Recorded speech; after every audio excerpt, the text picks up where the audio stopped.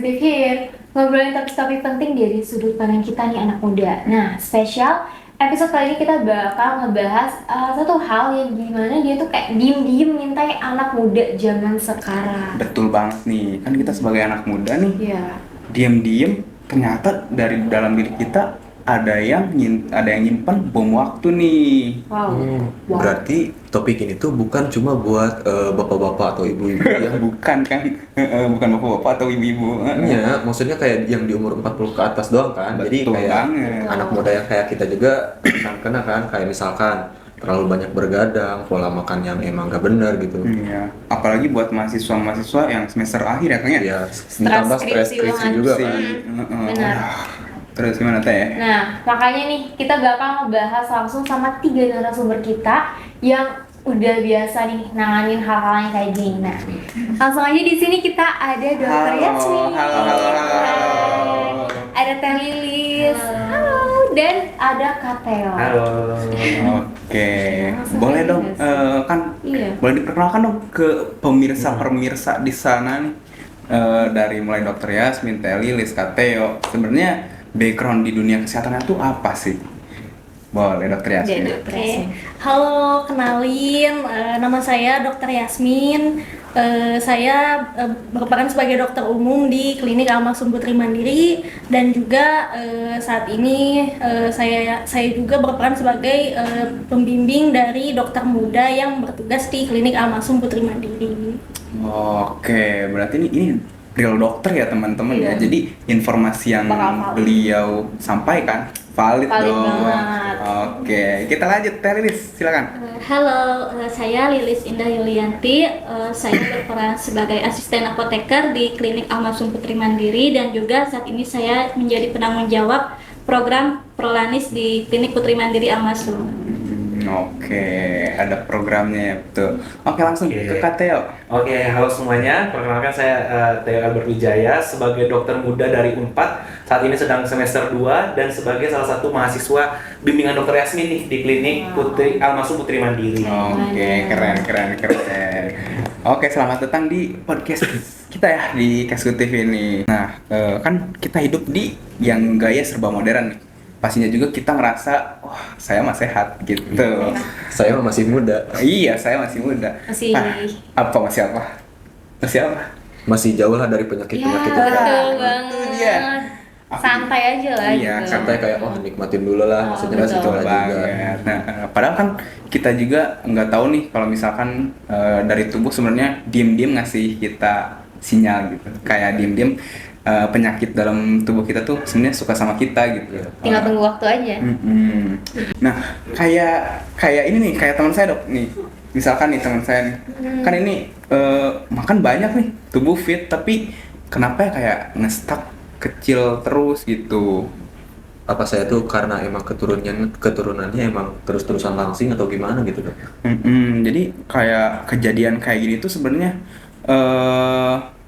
kejadian acak atau misalkan ada istilah nggak sih dari dunia kesehatan buat orang-orang yang seperti ini gitu dok? Ya, seperti perut buncit Iya, pastinya. perut buncit, misalkan kena tensi yang tinggi, terus kolesterol, terus satu lagi gula gitu dok. Ada istilahnya nggak sih dok? Nah, ini tuh penting banget ya, soalnya orang tuh seringkali nggak sadar gitu kalau kondisi-kondisi ini tuh biasanya datangnya barengan, dan kita di dunia medis ada istilahnya yaitu namanya sindroma metabolik. Oke, Jadi ini tuh bukan suatu penyakit tunggal, tapi dia itu kumpulan dari faktor-faktor resiko atau kumpulan dari gejala-gejala seperti misalkan tekanan darah tinggi di atas lebih dari sama dengan 130/85, terus gula darah tinggi lebih dari sama dengan 100, kemudian kadar lemak yang tidak seimbang, jadi ada kolesterol, kalau istilah kita ya kolesterol baik. Nah itu di sindroma metabolik ini kalau kolesterol baik atau HDL istilahnya kurang dari 50 di wanita atau kurang dari 40 di pria. Kemudian kadar trigliserida, lemak trigliserida lebih dari sama dengan 150, dan juga obesitas sentral alias perut buncit Dimana kalau di laki-laki itu lebih dari sama dengan 90, kalau di perempuan lebih dari sama dengan 80. Nah ini kalau misalkan ada kriteria ini masuk ke sindroma metabolik. Jadi mereka itu kayak geng gitu ya, Dok? Nah iya, kalau misalkan ada 3 kriteria dari 5 kriteria yang tadi saya sebut, itu udah bisa disebut sebagai sindroma metabolik. Dan bahayanya lagi, ini tuh bisa jadi pintu masuk ke penyakit-penyakit kayak penyakit jantung, stroke, Wow, kemudian serem. diabetes. Wah, Serem ternyata banget. Diam-diam serem juga ya. Kayak tapi gini nih. Saya kan umur masih 21 ya, tergolong Masih muda lah ya, muda. muda lah.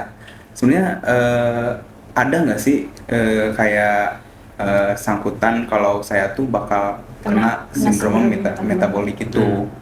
Memang itu isu yang sering kita dengar ya, kayak udahlah masih muda, penyakit apa sih, demam, pilek, batuk pilek paling ya, masih muda ya, nggak ada tuh penyakit kolesterol gini-gini. Tapi kalau kita dengar tadi ya penjelasan dokter Yasmin, kan ada sindrom metabolik itu ada 5 kriteria nih.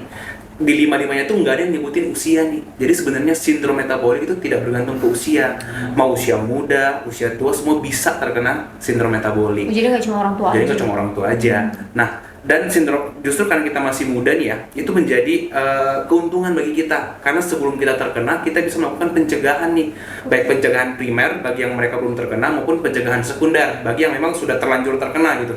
Pencegahan primer kita bisa lakuin apa aja? Yang pastinya menjaga pola hidup, jaga pola tidur, pola makan yang paling penting, mengurangi makan makanan berminyak, berlemak, dan olahraga yang rutin seperti itu. Dan juga memang dari perkembangan zaman ya, dari tahun 1990 sampai tahun 2020 sekarang, sindroma metabolik ini sudah mulai shifting nih. Dari awalnya usia-usia di atas 30-an, saat ini semakin kesini tuh makin banyak didapatkan di usia-usia muda, khususnya usia antara 15 sampai 19 tahun.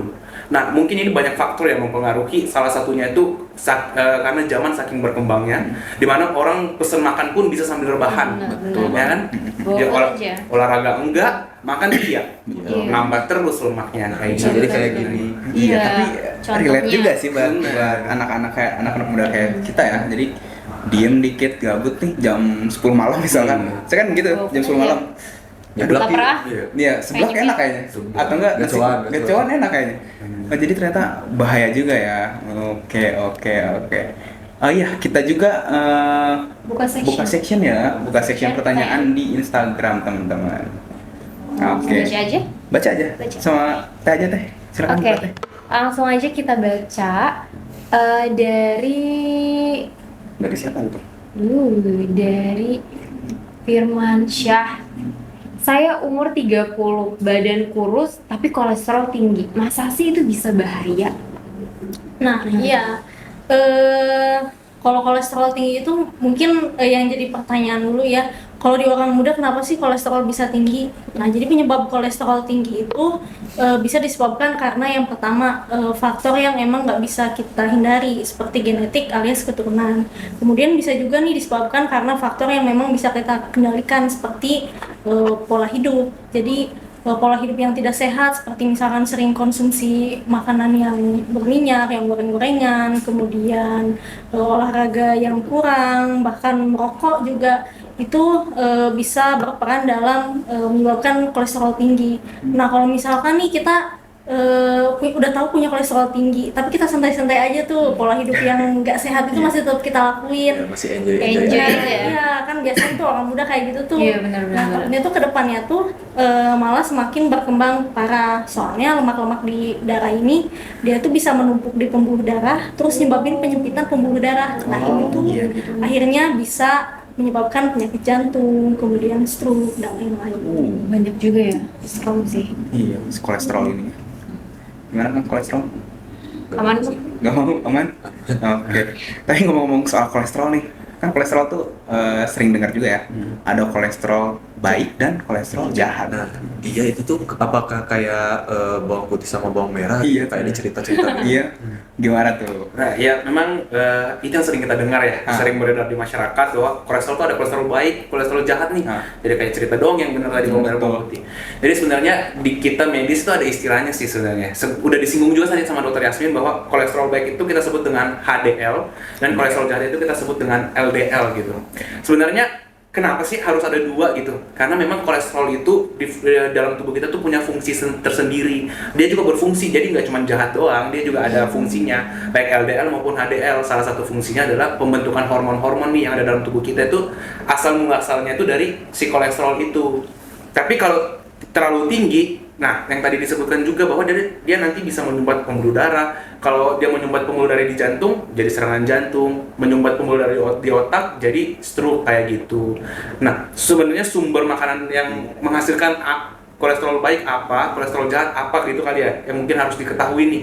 Sebenarnya kolesterol jahat banyak sih, kita udah makan sehari-hari, minyak, indomie, Wow. itu seblak tadi yang disebutin, maupun daging-daging merah nih, itu kebanyakan kolesterol jahat. Sedangkan kalau kolesterol baik, mungkin orang banyak nggak tahu nih dari mana sih kalau saya mau makan kolesterol baik nih, itu makanannya apa? Sebenarnya gampang, itu buah-buahan.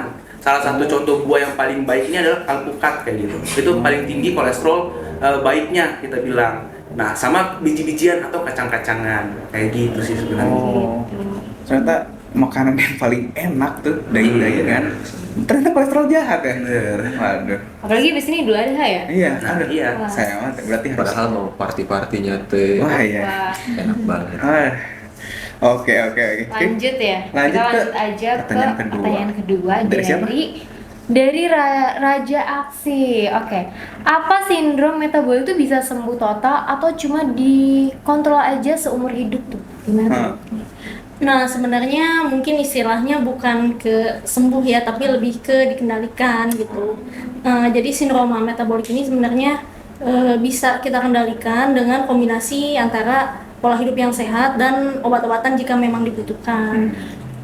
Pola hidup sehat tuh yang kayak gimana sih? Misalkan menghindari makanan yang berlemak tadi, kayak misalkan daging-daging merah, kemudian yang goreng-goreng gitu ya kayak gitu. Kemudian menghindari juga makanan yang tinggi garam, misalkan mie instan atau keripik-keripik kemasan. Kemudian menghindari juga minuman manis kemasan.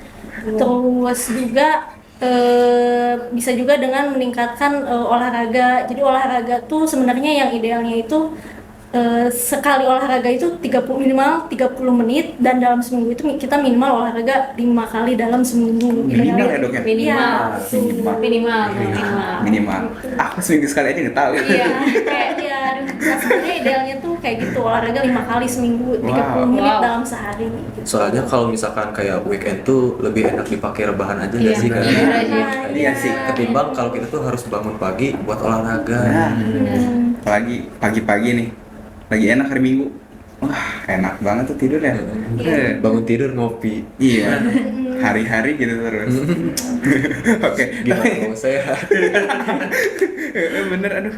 Justru emang penting banget tuh gaya hidup yang sehat gitu. Jadi jangan sampai kitanya males-malesan gitu. Dan juga untuk orang-orang yang memang perlu obat, kalaupun dia perlu obat, jangan sampai si pola hidup yang sehat itu tidak dilakukan gitu. Jadi mentang-mentang udah dapat obat, Obat kayaknya nyampe bebas aja. nih mau makan apa aja nih. Ngerasa strong ya. Iya, padahal yang kayak gitu tuh salah gitu.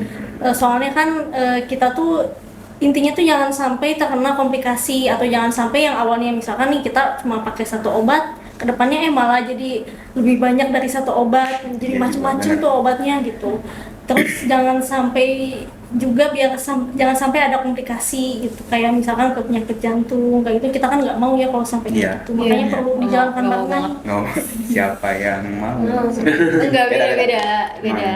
Oke, tapi ngomong-ngomong soal obat untuk pasien yang kena sindroma metabolik ya, kan ibu saya punya hipertensi nih, otomatis harus minum obat darah tinggi ya.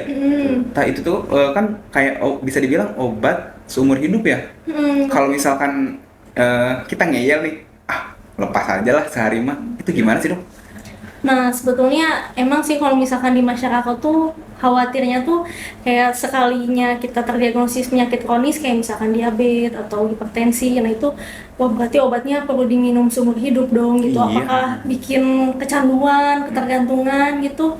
Nah, sebenarnya emang sih benar gitu ya, kalau untuk obat-obatan itu perlu kita minum untuk seterusnya, tapi bukan berarti kita tuh perlu minum seterusnya tuh karena efek kecanduannya itu gitu. Tapi justru karena dengan obat itu bisa mengontrol kalau untuk hipertensi ya bisa mengontrol tekanan darah biar nggak naik terus. Soalnya kan sifat obat ini kan sementara ya, jadi memang perlu diminum setiap hari. Soalnya sekalinya lepas takutnya tensinya naik. Jadi ada beberapa contoh nih, misalkan pasien dia udah didiagnosis hipertensi, kemudian dikasih obat nih. Nah, setelah misalkan beberapa bulan, misalkan sebulan, 2 bulan, kayaknya nggak ada gejala deh. Kayaknya dicek tensi juga normal kok, dilepas aja deh lepas aja obatnya. gitu ya. Tahu-taunya pas balik lagi tensinya naik Naik lagi. lagi. Nah, Pasti, iya, pasti berarti itu, kalau pasti. kalau kayak gitu berarti obat tuh emang baiknya terus dilanjutin gitu. Dan jangan khawatir juga sih, jangan khawatir overdosis atau gimana, soalnya nanti sama dokter juga pasti bakal disesuaikan dosisnya, jenis obatnya gitu. Kemudian mungkin ada juga sih yang khawatir kalau misalkan obat-obat hipertensi apakah bisa bikin efek samping ke ginjal gitu. Oh iya, iya juga, Biasanya kan iya. banyak tuh pertanyaan kayak Pasti, gitu. pasti. Nah, sebenarnya tuh yang bikin kerusakan ginjal tuh bukan obatnya, tapi hipertensinya Oh. gitu. Hipertensi salah satu komplikasinya ke ginjal. Makanya kita tuh kasih obat biar jangan sampai orang yang udah hipertensi ini punya komplikasi ke penyakit ginjal gitu. Iya, iya, iya, iya. Terus mungkin kekhawatiran orang lagi kalau misalkan pengobatan nih berarti kan seumur hidup ya, berarti jangan-jangan mahal dong gitu kalau Iya. untuk obat. Nah itu jangan khawatir, soalnya ini tercover sama BPJS dan ada program yang namanya program Prolanis. Wah, Prolanis, baru denger nih aku. Sama-sama baru denger. Prolanis apa ya? Ngomong apa Prolanis itu deh? Jadi Prolanis itu program pengelolaan penyakit kronis yang diselenggarakan sama BPJS buat ditugasin ke Vaskes 1 untuk mengontrol pasien Prolanis seperti hipertensi sama DM gitu. Nah, sasaran dari program Prolanis ini itu adalah untuk membantu mengontrol kualitas hidup dari pasiennya juga, dan juga membantu pasien itu untuk komitmen dalam terapi pengobatan hipertensi sama diabetes gitu. Oh, oke. Kita bicara soal Prolanis nih sekarang nih.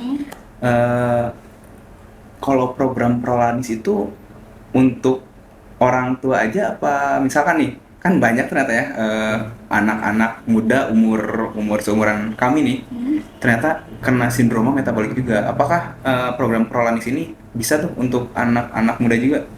Oke, jadi Prolanis itu kan tadi sasarannya di penyakit hipertensi sama DM kan. Nah, penyakit hipertensi sama DM ini itu nggak melihat dari usia gitu, mau dia usia muda atau usia tua, itu tuh bisa aja terserang penyakit hipertensi sama DM selagi kalau misalnya pasien tersebut itu punya faktor genetik atau misalnya dari dari pola hidup yang kurang sehat gitu. Dan manfaat dari Prolanisnya juga kan itu juga bisa bermanfaat juga buat kita untuk mencegah terjadinya komplikasi dari akibat dari penyakit hipertensi sama DM gitu. Apalagi buat yang anak-anak muda gitu kan, apalagi kalau anak muda sekarang kan kayak misalnya sukanya rebahan, terus iya, makanannya nggak terkontrol gitu kan, terus pola tidurnya, istirahatnya juga nggak terkontrol juga gitu kan.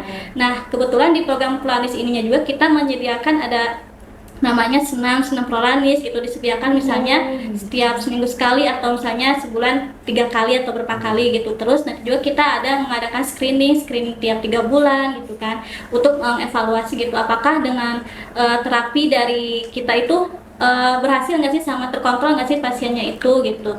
Terus juga nanti ada penyuluhan atau misalkan edukasi gitu ya buat pasien-pasien yang belum paham gitu apa itu penyakit hipertensi dan juga DM, terus juga untuk juga membantu mereka komitmen dalam terapinya. Kan kadang kayak ada kasus juga orang yang punya riwayat hipertensi tapi dia merasa kayak udah sehat gitu kan, terus dia berhenti gitu minum obat. Nah itu tuh sebenarnya kan nggak boleh ya, karena kan namanya hipertensi sama DM itu harus minum obat selalu kan. Jadi kita bantu buat pasien itu untuk komitmen gitu dalam terapi farmakologisnya. Selainnya juga kan dengan adanya komunitas, mungkin kalau ada orang yang males gitu, aku nih penyakitan nih hipertensi gitu atau DM gitu kan. Jadi kan kalau ada komunitas itu kita kayak membangun support satu sama lain gitu kan. Karena kita kayak senasib nih gitu kan. Jadi kita bisa sharing juga sama teman-teman satu komunitas gitu. Oke. lanjut ya. Lanjut. Lanjut ke pertanyaan dari section pertanyaan Q&A dari Damayanti. Kalau ikut Prolanis beneran dapat obat gratis dan nggak perlu kontrol ke rumah sakit tuh dok? Jadi kan Prolanis itu kan dari BPJS ya, Iya. jadi otomatis semua biaya pengobatan pasien Prolanis ini ditanggung oleh BPJS, di cover oleh BPJS gitu. Karena kan penyakit hipertensi sama DM itu kan pengobatannya harus berlanjut ya. Jadi Iya. mungkin mereka juga perlu obat selama hidupnya gitu. Mungkin dengan adanya program ini juga bisa membantu mengurangi biaya pengobatan mereka gitu. Dan juga apakah perlu dirujuk ke rumah sakit atau enggak, itu tergantung nanti evaluasi screening tiap 3 bulan itu gitu. Apakah dari hasil itunya itu pasien ini masih bisa dikontrol di Paskes 1 atau misalkan ternyata di hasilnya ternyata ada indikasi pemberat lain gitu yang harusnya dirujuk ke rumah sakit gitu. Kayak gitu. Gokil banget pembahasan kali ini. Buset. Tapi agak ngeri-ngeri juga sebenarnya. Tapi Ngeri. bikin ngebuka mata gitu biar Iya. kita nggak jangan asal makan, harus dijaga Jangan pola. terlalu santai juga. Iya. Iya benar banget. Tapi ngomong-ngomong soal Prolanis nih, Prolanis itu kan senam doang apa kayak gimana, ada kegiatan lain selain senam gitu yang bukan dari minum obat dan lain-lain gitu? Oh, tadi kan udah dijelasin ya Ah. kalau program Prolanis itu kan ada kayak senam, itu salah satu buat membantu aktivitas fisik dari pasien Prolanisnya sendiri. Terus yang kedua nanti ada namanya edukasi gitu.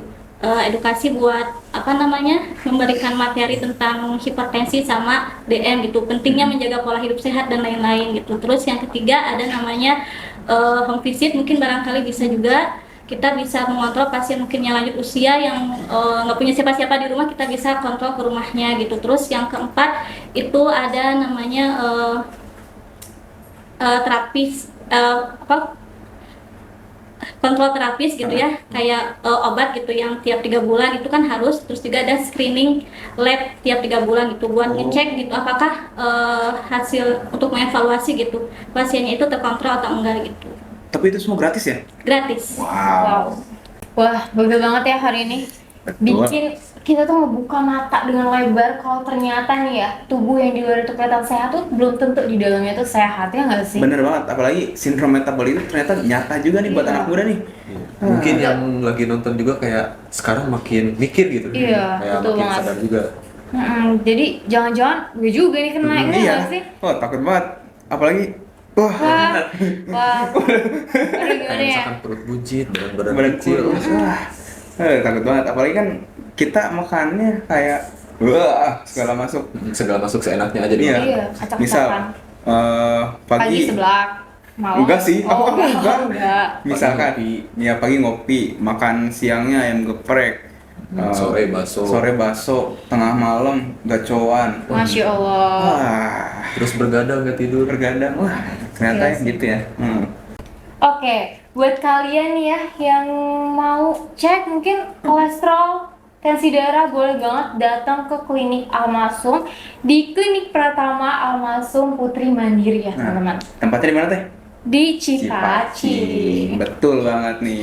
Untuk yang klinik ini tuh ada di ini apa?